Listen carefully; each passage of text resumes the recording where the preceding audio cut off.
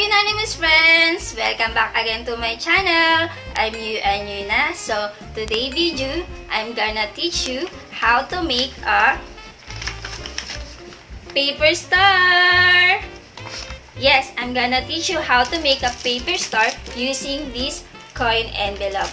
Yes, this beautiful paper star you can use to any occasion for decoration, especially now the Christmas is near. So you can use it in school decoration or in your house decoration. So if you want to learn how to make this beautiful paper star in less than 5 minutes, just watch this whole video and learn how to make this paper star. But if you are new to my channel, don't forget to click the big subscribe button down and notification bell to notify you for my latest video.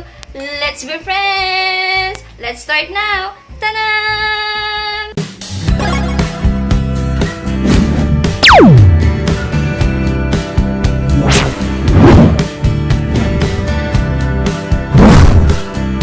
Hello Euanimous friends! In making a paper star, we use only 3 materials. The first material we use is, I use this coin envelope, then I bought this amounting only 28 pesos. And the second materials is the glue stick for amounting 10-50 pesos. And the third material is the scissor. Now we're gonna start our paper star. You can use any paper envelope, but for me, I choose to use this coin paper. First, you're gonna do, draw a T-line on the paper bag or paper envelope. Get the first envelope. Draw a T-line. The second envelope, stick and repeat. Draw a T-line. Get another one envelope. Then stick. Just repeat.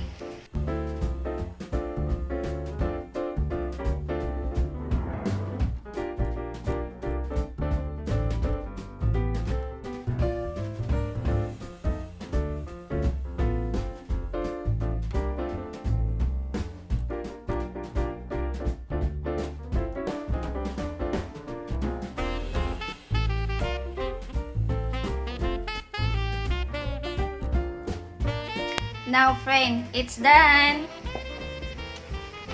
So now we need to cut this part of the envelope.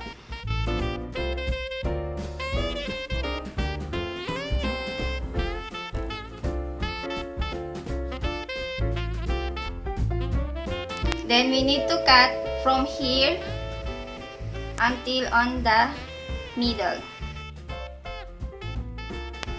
Okay, we start. Cut it now.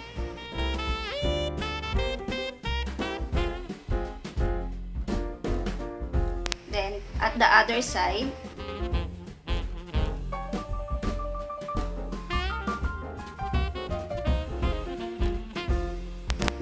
Yeah, it's done.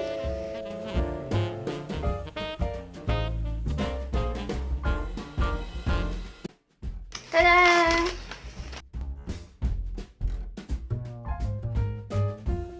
Ta-da! Our paper star, it's done! Ta-da!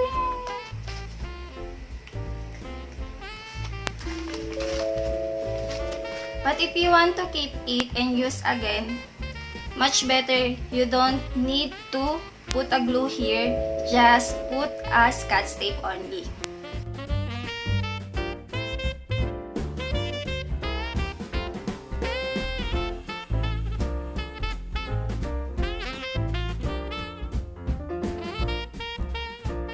Finish!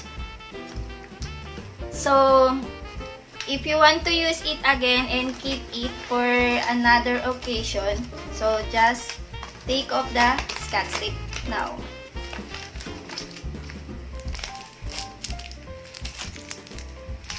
Now you can keep it and use for another occasion, your birthday occasion, any celebration, especially now for the Christmas. You can use it for Christmas decoration in your school, in your house. Unanimous friends, I only use 18 pieces of coin envelope. If you want a bigger from this, you can use any paper bags. So if you use a bigger paper bag for making a paper star, so less paper bag you will need it. So for Unanimous friends, if you find this video a really big help, don't forget to click the big subscribe button down and notification bell to notify you for my latest video.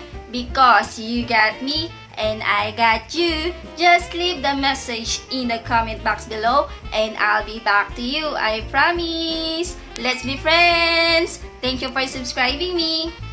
I love you. Bye.